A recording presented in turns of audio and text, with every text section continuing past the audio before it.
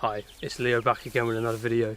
Today we're going to be reviewing my car, the Mitsubishi Colt CZ1.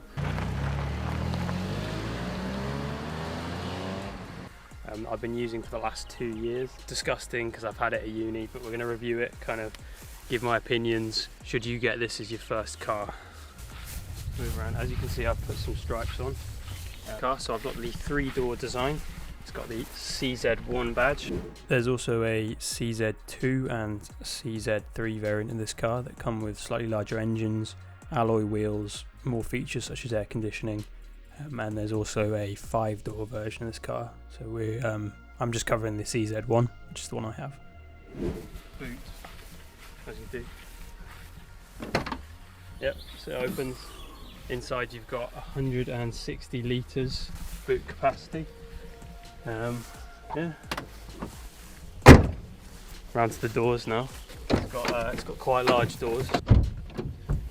So inside, as you can see, we've got quite large doors. There's a little lever here you can do. Pull that and it will let passengers into the back. Got quite a lot of space in the back, as you can see. There we go. Alright, so we're going to pop the bonnet first to have a look at the engine of this car. So I bought this car 2 years ago for university for £2,000. I didn't even pop the bonnet. It's a late 2012 model, and I've used it for 2 years, and I bought it for 40,000 miles, and it's now got about 65,000 miles on. So here we have a 1.1 litre 3-cylinder petrol engine that produces about 75 horsepower, I believe, and 100 newton meters of torque. This is the lowest specs. This is the weakest engine you're going to get in this car. As you can see, it's a bit of a mess, but you've got your screen wash and oil, and your as you can see, I don't know what I'm talking about, but yeah. Move it around. So as you can see, you've got your wheels. These are not a good example because they're covered in brake dust, and we've got some Michelin Cross Climate 1s on. This car has disc brakes at the front, drum brakes at the back.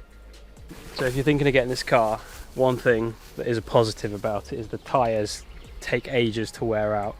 I bought this car with 40,000 miles and it still had the original tyres on. The only reason I got them changed is because they perished a little bit because they're about 10 years old. And I got these put on about 25,000 miles ago, and they are absolutely fine. Like, there's not really much wear and tear to them. I think just because it's quite a light car. As you can see, while I was at uni, my antenna got stolen. It has kind of heated back window. It's got your singular exhaust pipe down there. Sick. It's where you put fuel in, by the way.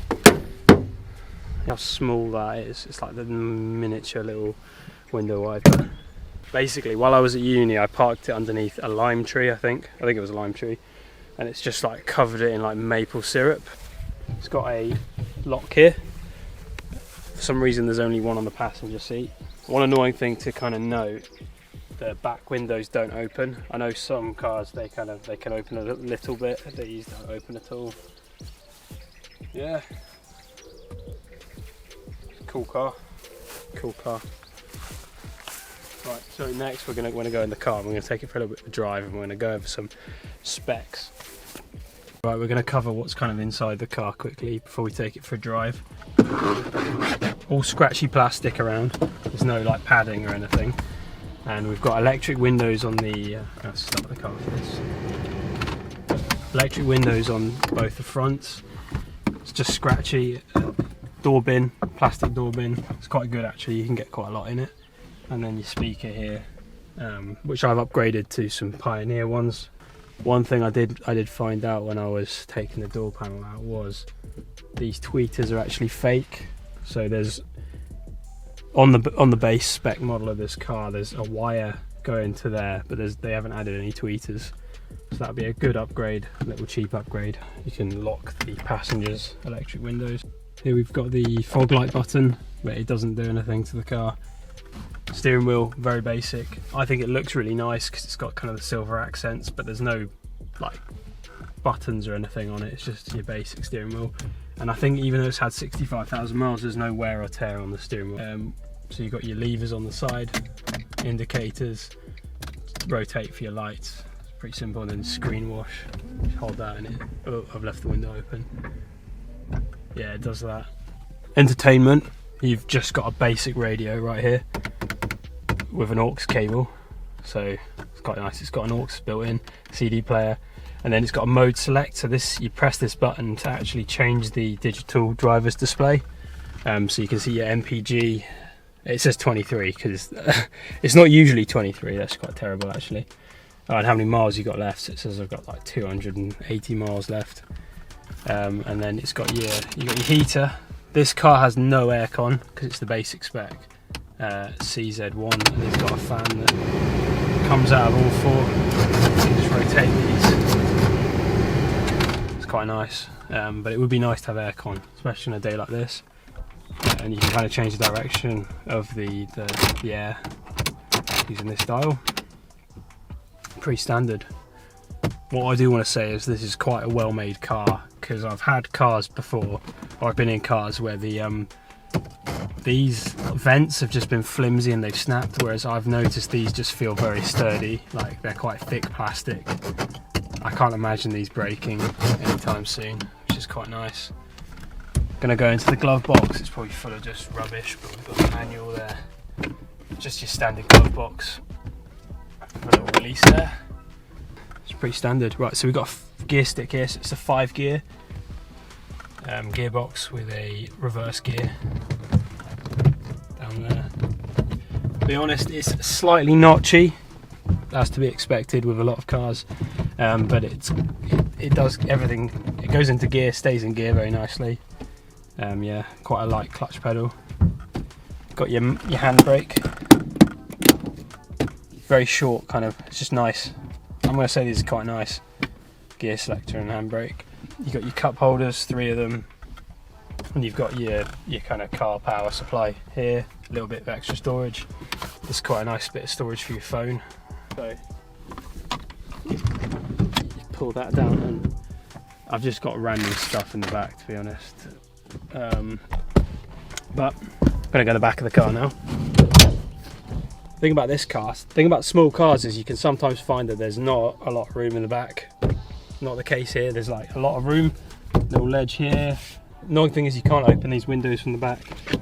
An example of a small car that has less room is the Audi A1, my parents own. That actually is a 5-door, but it has less room in the back. And when I'm sat in the front in that car, I feel like that's more cramped compared to this car. There's just a lot of room, so it's quite a good thing. There's a lot of headroom as well. Key looks a little bit like a lollipop. Has your lock and your unlock buttons on. I'm going to start it up. We're going to go for a little bit of a drive. So this car has 75 horsepower, 100 Newton meters. So for just driving around small lanes is absolutely fine.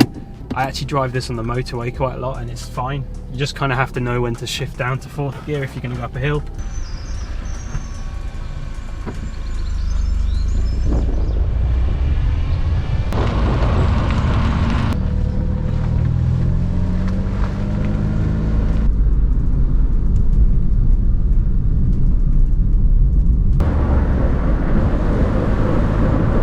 Compared to cars of this size, 75 horsepower is not terrible. I know some of the like entry spec Polos, and they can have about 60 horsepower. Yeah, so miles to gallon wise, we were getting about, town driving, I think you probably get about 45 to 50. If you're careful on the motorway, you can get 60, but if you're putting your foot down, looking at about 53, 54 miles to gallon. That tends to be how many I get. And as you can see, it just goes into gear quite nice, and especially in 2nd gear, you can actually, this car pulls a little bit. Steering wheel just feels quite nice. The fuel tank, I think, is about 55 litres. So, and when it's completely full, I probably get about 500 miles out of the tank, which is quite good. So the main downside right now is the aircon. There's no aircon. So if I wanted to put the fan on, yeah, it's just putting warm air at us. Yeah, one thing about this is look how big the windshield is. I'm comparing this to an Audi A1 with much smaller front windshield, which is worse for visibility. And this car's been in production since 2004, I believe, and then in 2008 this car had a facelift. That facelift just looks a lot better. It looks a bit like a squashed Mitsubishi Evo actually, which is quite cool.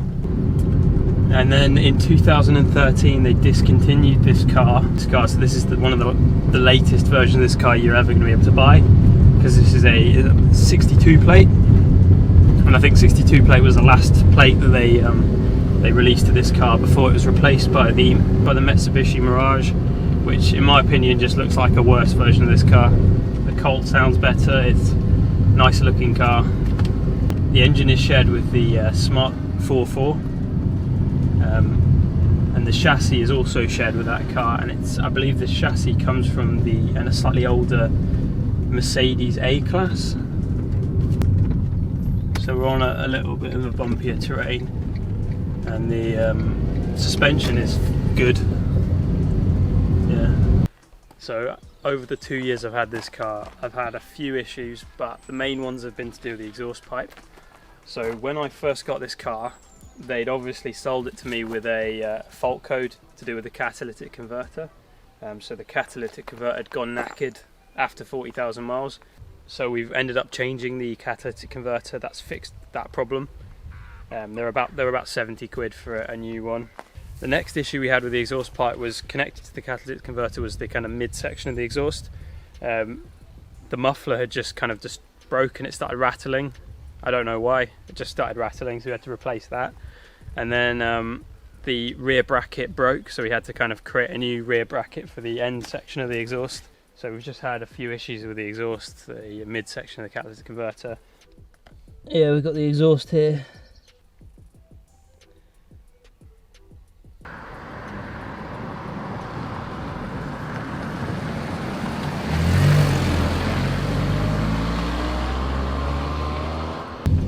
One last thing to say about this car is because it's a 3-cylinder engine, you might notice when it's idling it's not the smoothest idle.